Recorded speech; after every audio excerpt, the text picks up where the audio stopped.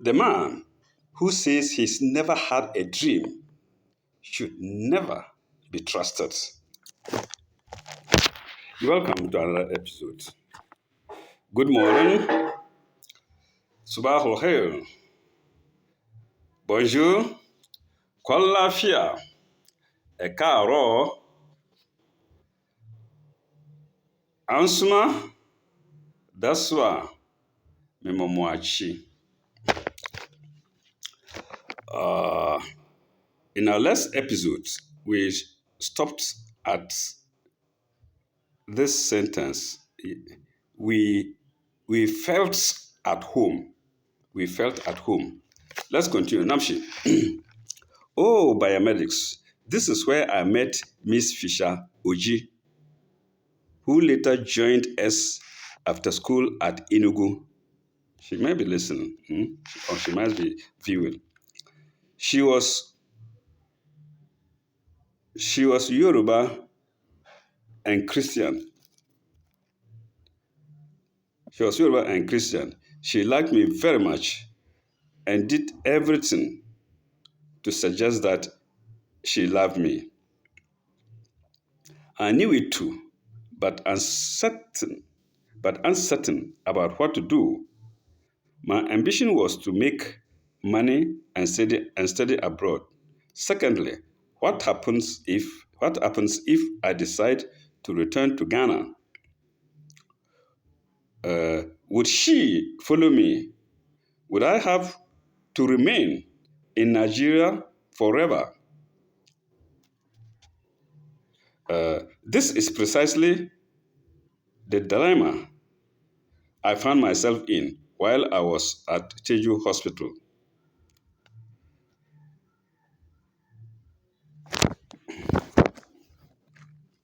I love the girl at the center of the affairs was called BC.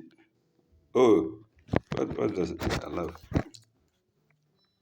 Teju Hospital.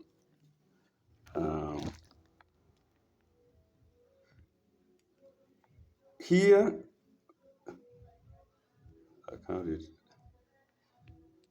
There was the girl at the center of affairs was called BC. Under any conditions, BC would have loved me marrying her or even just sleeping with her. Full stop. At the time, none of these options did I consider at all. After a few years, I met Fisher at Yaba Market. I could see in her face a look of disappointment and arrogance, combined. She hardly accepted my greeting when I did. Miss Fisher, I am extremely sorry for not marrying you. I had my own fears. I apologize to you. Oh, Fisher, you even made me buy the New Testament. Yes, she made me to buy the New Testament so we could go to church together. That's why I love girls or women. You even made me buy the New Testament. Oh, I forgot. I've left it. I've written it somewhere in the book. You even made me to buy the New Testament.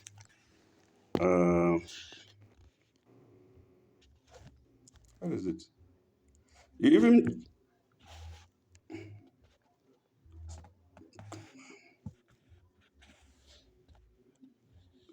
Oh, Fisher, you even made me to buy the New Testament. I still love it. Oh, I still have it with your name in it. And this is it. This is the New Testament I bought in Lagos. And this is the name of Fisher in it. I will read what is there for those who will not be able to access it. It reads, Sule Imoro, bought Friday, June 27, 1986. At about 12:17 a.m. After a number of years of consideration, last edge came from Miss Fisher. So I considered buying the New Testament for some time. I wasn't a good reader at the time, or I lost my reading desire at the time. But then she pushed me, and I had to buy it. So the last urge came from Miss Fisher. So, Miss Fisher, thank you very much for introducing me to the spiritual world. Okay. I still have it with your name in it. So at least she'll be happy. And if she's alive, we can contact. I'm afraid of her husband. I think the husband will understand that there's nothing wrong with it. It's just platonic. Okay. Uh, that's if she has husband now. I still have it with your name in it. There, however, was a third question about it. Was I to take to Christianity or Islam, which I was born into? I really, I really sojourned, I really sojourned in Nigeria after returning from France. Yes, I went from France and I returned to France. From there, and I returned to Nigeria from France. I worked in Imo State briefly and also in Kano, where my cousin Adiza was married to Dr. Ibrahim, now professor, now retired, of course, now retired. He was a lecturer at Bayero University, full stop. Dr. Ibrahim got a new car. Yes, I remember this as an incident. Dr. Ibrahim got a new car. Listeners, please listen well. Dr. Ibrahim got a new car, and I think the first day he drove to a popular shopping mall, it was stolen. New car, it was stolen. He parked it in the parking space and entered to shop. When he came out, the car was gone. That's all. Nigeria. This is Lagos. New car. He went to the shopping mall, supermarket, parked outside, went inside to shop, and when he came out, that is Nigeria. This is Lagos. Eh? Okay. Shop. When he came out, the car was gone. Yes, this is Nigeria. The deal might have been made right after the car was delivered. So he might, the fellow, it could even be the car dealers who turned around to steal the car, or something like that. May God pardon me if that's not the case. Oh, I worked in Asmau Memorial Hospital for about 8 months. I later returned to Lagos. Full stop. Despite the killings in Lagos, it was still a lively place to live in. Hardly would one enter the Molue, that is, their popular passenger bus without laughing. I swear, if you are in Nigeria, there's no day that you will not laugh. Upon all the killings or all the miseries, the Molue, you will laugh. Okay, without laughing. Someone would deliberately joke, and everyone in the bus would burst out laughing. But before you would get down, your money might have gone. Yes, yes. If you laugh with caution. You just don't laugh like that. No, you laugh with caution. Laugh while you are checking your pockets, checking your. Huh? Okay, your might have gone. I suppose gangsters, including ladies, used to join the bus. Sometimes a lady in the bus would deliberately press her buttocks onto your crotch. That's well, onto your crotch, to excite to excite you, the male. You forget yourself, and your purse is gone. It never happened to me anyway. I even don't put money in a purse. I know how to keep my money. Before you realize your purse is gone. Then I used to work at Stevens Hospital on the Badagry Road near Mile 2. Full stop.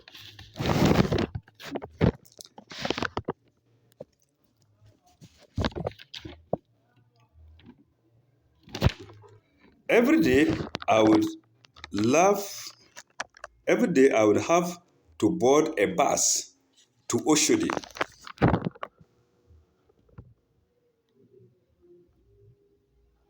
Then from Oshodi to mile 2. I think I was at Yanapaja. I don't know where it was. Okay, but I would have to board a bus to Oshodi. Maybe I will find the place later. The name of the place. I don't know if it's Yanapaja New Road. Mhm. To Oshodi. Then from Oshodi to mile 2. At the time, I used to stay I used to stay beyond Yanapaja. Yes. Eh? So it was beyond Yanapaja. I used to stay beyond Yanapaja. So from there, I would go to Oshodi through Yanapaja, I suppose. Then from Yanapaja, okay.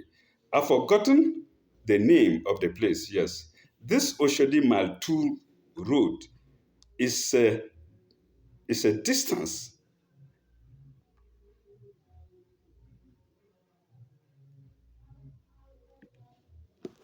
This Oshodi Mile 2 road is I don't know if it's a distance. It's a distant place. Remember, I think it's a distant. I can't read. I wrote it. I said I wrote it, but I can't. I still cannot make it out. It's a distant place.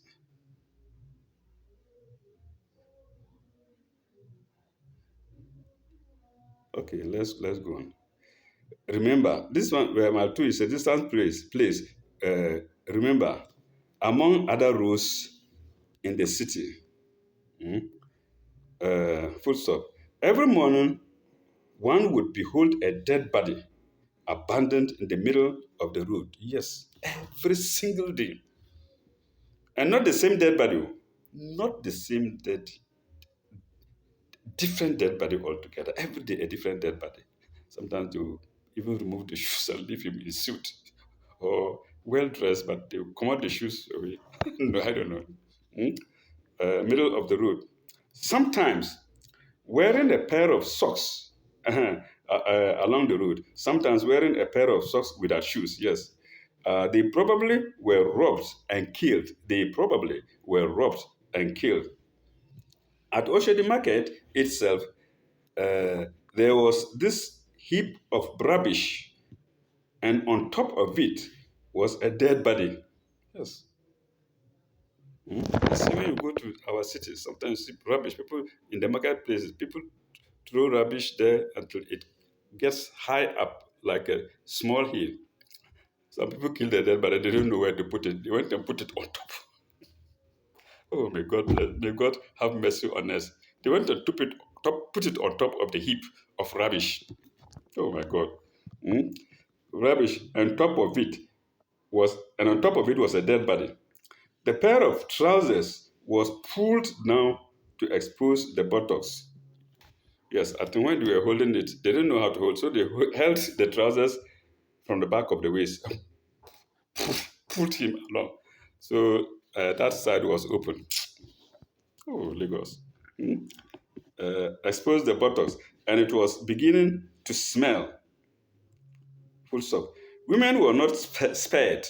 Women were not spared. Sometimes they were stupid. Sometimes they were stripped naked with their genitals and or breasts cut off. These things are now happening in Ghana. Yes, it started in Lagos long, long, long time ago. Like I say, we are two brother uh, sister countries, or brother countries, if you like. Mhm. Anything that happens in Nigeria, we carry it here. Anything that happens here, we carry it in Nigeria to Nigeria. Mhm. Genitals and breasts cut off. I should not forget a particular scene along the Oshodi Agege Road. Yes, before getting to from Yanapaja going to Oshodi, before you get to Oshodi. I remember it very well. It's in my mind. I don't think it will ever get out of my mind. A fully pregnant woman was lying dead by the side of the road. Yes, fully pregnant woman, naked. She was stark naked. She was fair and very attractive. Even with the pregnancy, you looked at her from far. They are the sort of girls women Nigerians call yellow. Fair. You would either think she's European or something. Very, very yellow. Very attractive. Mm. With the attractive, even with the pregnancy. Each day, my bus drove past the body. When I say my bus, the bus that I enter, passenger bus. Passenger bus. Each day, my bus drove past the body. Each day, my bus drove past, the body will be there. So you see it today. Second day, you go, it's there. Third day, is there. It's always there. Nobody cares about it. Mm. Okay. The fourth day, it started turning black. Yes, I think due to the heat of the sun. Oh my God. The fourth day, it started turning black. Uh, the sunshine and hot weather might have been a contributing factor.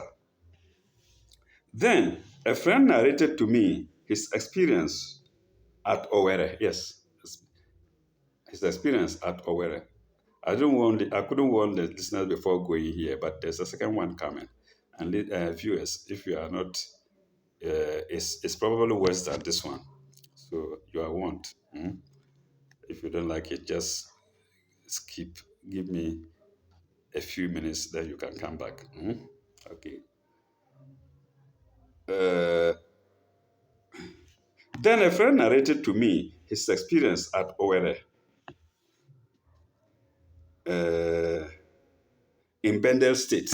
Owerri, in Bendel State. A lady was killed and exposed stark naked in front of a supermarket. Mm. So the only one who wouldn't see it would be the one who didn't go to the supermarket. It was places front of the market. So when you are coming to the supermarket, you like or not, you will see it. Whether you like it or not, you are entering the places where near the gate or some distance away from the gate so that you see it before going. Mhm. And listen more. Who didn't go to the supermarket? She was positioned on her knees, resting on her forearms like this. Forearms like this. Eh? I think the scientists call it genopectoral position or something like that. The doctors and the nurses may know. Mm. She was positioned on her knees, resting on her forearms, head towards the supermarket, and the genitals away, facing outside to the full glare of incoming shoppers. So viewers, you understand what I mean. So when you are entering, you wouldn't see the head. The head is towards facing the supermarket. It's only when you are coming out that you may see the head well. All that you see is the backside.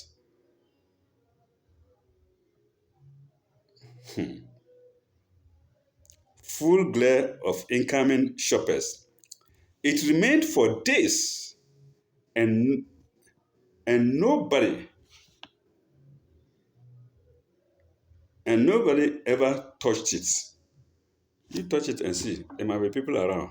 Go and touch it and see and get up and say, "Oh, everybody just keep this and pass and go." If you think you are a sympathizer, you face the same problem. Hmm? You face the same fate. Okay. Then maggots started. That's why I say don't. If you are not strong-hearted, don't listen to this. Then maggots an orbit, started an orbital movement. Maggots started an orbital movement from the birth canal through the anus into the body and back to the opening of the birth canal. Can you imagine this? In other words, the maggots would go like this. Use this direction, and this down one is uh, the opening of the birth canal, and this up one is the anus. Pardon me. And so the maggots were going like this, following the my arm. They will go inside, come inside, they will go around, come out outside, and like that. The maggots, and they were maggots. So after some days, you wouldn't see the birth canal again. All that you could see were maggots in, out, in through the anus, out through the vagina. Pardon me. It's horrible. Lagos. This was Nigeria. This was not Lagos. This was Pendle State. And oh my God, through the anus into the body and back to the opening of the birth canal. It was horrible, the friend said. I didn't see it, but I trust him. He stayed in Nigeria too, and we're working together in Ghana here. Kwame is the name. May God have mercy on his soul. I didn't doubt it, nor would anybody who has ever stayed in Nigeria. Full stop. Uh, I remember my good friend Mike at Kirikiri, whom I stayed with. He was Igbo, but Ghanaian born. He was Igbo, but born in Ghana. The landlady was Yoruba, and they were not in good terms, though she liked me. Mike was Igbo, the landlady was Yoruba, and I was Ghanaian, and they liked me. Fortunately for me, God being so, anywhere I go, people like me. Yes, I thank God for it. I was in her good books, but Mike wasn't. Even though Mike was housing me, there was trouble between them, and Mike used to insult her to my hearing. But there was nothing I could do. But she liked me. Okay, Yoruba. And they were not in good terms, though she liked me. They hated each other to the extent that one would rejoice if the other died. Yes, yes. If Mike died, the landlady would be happy. If the landlady died, Mike would be happy. That's what I mean by that sentence. I knew it, but I knew it, but I was fine to the I knew, but I was fine to the woman. I was fine to the woman. Mike being my friend, I knew, but I was fine to the woman. Mike being my friend. In other words, Mike was my friend. The woman was the landlady, and I was nice to her. Somehow, I had to move from Mike to stay elsewhere. That was where the trouble came.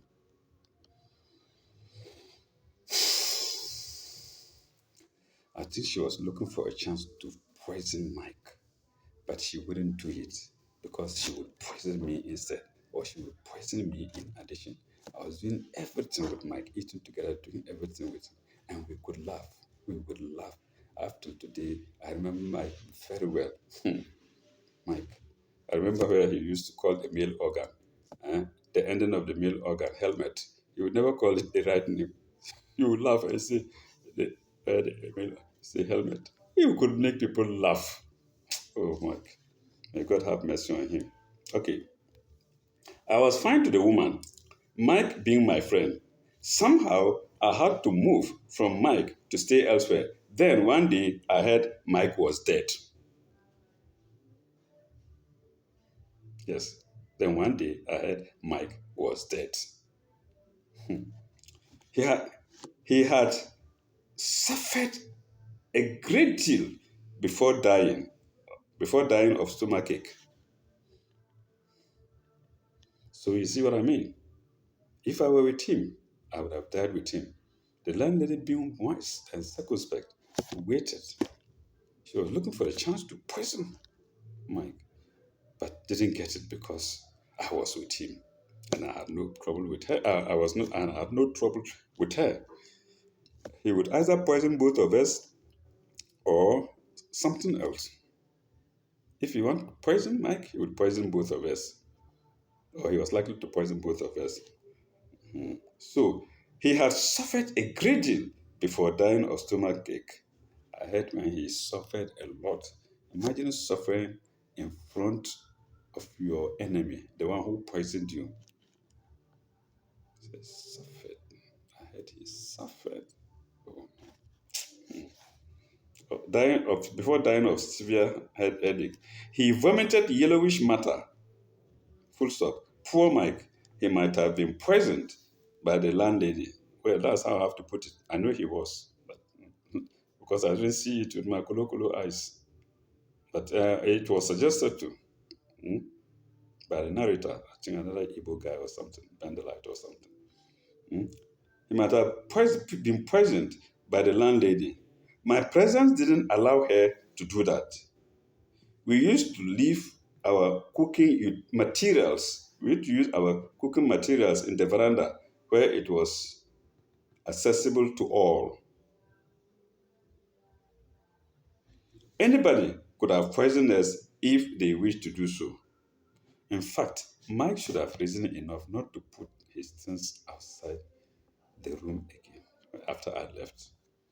But who knows? When death is coming, nobody can stop it. As soon as I left, something should have clicked in his mind that, oh, Charlie, let me throw my things inside. Lock them when I'm coming. Even when I'm going to the bathroom, I lock.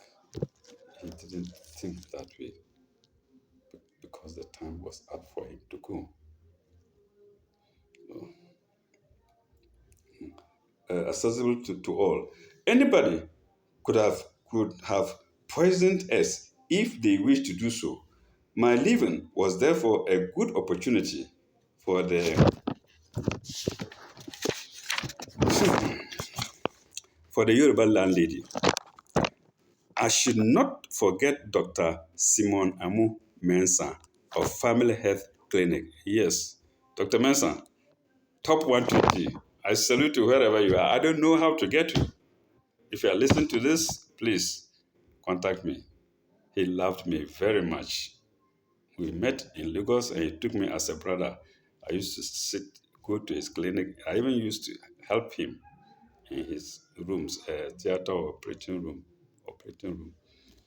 And we're like senior brother and junior brother, I being the junior. Mm.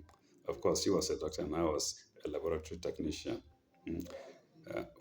I should not forget Dr. Simon Amu Mensah of Family Health Clinic, number 4, Fola Aguru, Lagos. Number 4, Fola Aguru, Lagos. It's been decades now. He might not even be there now. Probably he's come back to Ghana or traveled out of Nigeria. I don't know. So, Dr. Mensah, I throw away salute and I thank you very much for your brotherly love. Mm. We met outside one day looking for transport, and he took me as a friend. We met outside one day while looking, yes, while looking for transport, and he took me as a friend. Of course, he was much older than I was, but liked me very much. He married an Igbo woman and gave birth to Darlington and Junior. The senior child was called Darlington. He might be listening. And the junior one was Junior. The senior was Darlington and the junior was Junior at the time. He was a very brave man. Yes, he was. He didn't fear anything. He could move midnight and beyond, changing taxis without any qualms. I wonder the sort of person he is. We are all afraid of Lagos.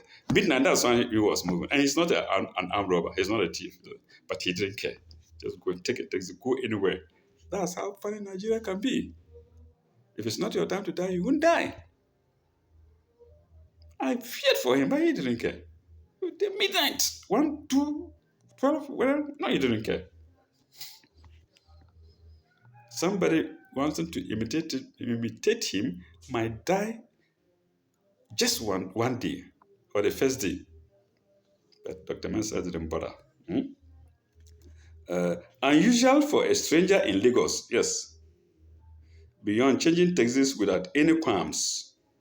Unusual for a stranger in Lagos. He used to visit Ghana regularly. I wrote him, but never had a reply. I miss him a lot, but don't know how to get him. Yes, he was an uh, Ewe man. Uh, the Ewes have always been my friends right from childhood. And as I speak, I hope my friend Evans Goku is alive and kicking and listening. We were in Yampala together. I was almost always in his house. Mm. Evans Goku, if you are listening, please let's connect. Let's connect before we die. Mm. Okay. Uh, but never had a reply. I wrote Dr. Mensah, but never had a reply. I miss him a lot, but don't know how to get him. At the time, I decided to train as a wrestler. Yes, I decided to train as a wrestler at the main sports stadium at Surulere. We would do some jogging, weightlifting, and then go to the mat. Mat, I suppose, is mattress. We cut it short, mat, where we would slam the bodies on top of a mattress. You use the other palm, or you do exercises. When we squat, you go turn yourself over him and fall on the mat. Uh, I became very big and masculine and probably fearful looking.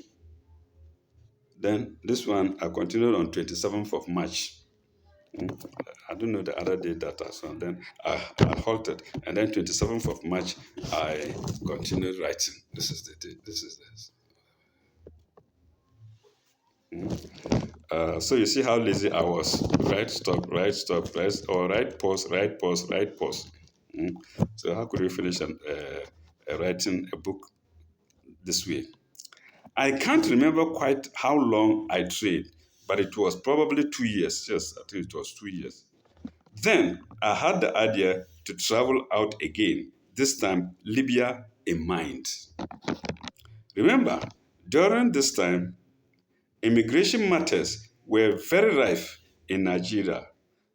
How was I to travel? Question mark. By road? By road? This time with a Ghanaian passport. Yes. Okay. So this time I was to travel by road with a Ghanaian transport to Libya.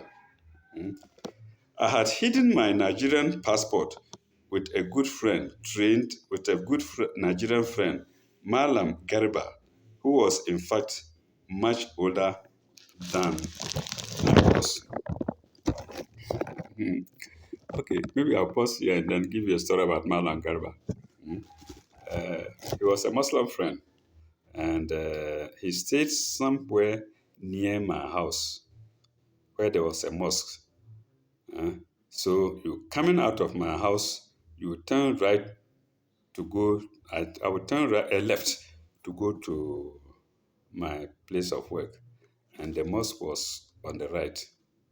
And Malan Garba, being a Muslim, was almost always at the mosque.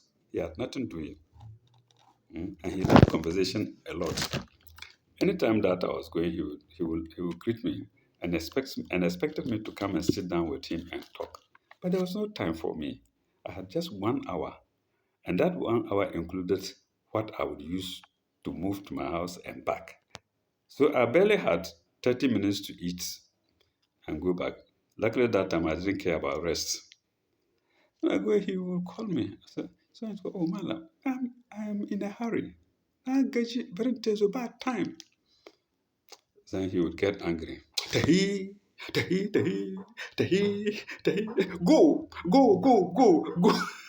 You are doing that. You are sitting by the bus, and I have a very short time to go and eat and then go back to work. I said, oh, please, I'm in a hurry. I said, tahi.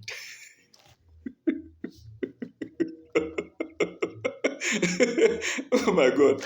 But if I'm to stop the work, I'm going to sit down with him, then he'll be okay. But you are not going to pay me. You are not going to pay me. You knew how you were eating. Oh my God. So say, tahi. Okay. Listeners, viewers, we shall pause here. And then when we come back, we will start again after Malam Garba. Uh, Thank you very much. Ilalekai. May God bless you all. Au revoir. Bye bye. Ilalekai.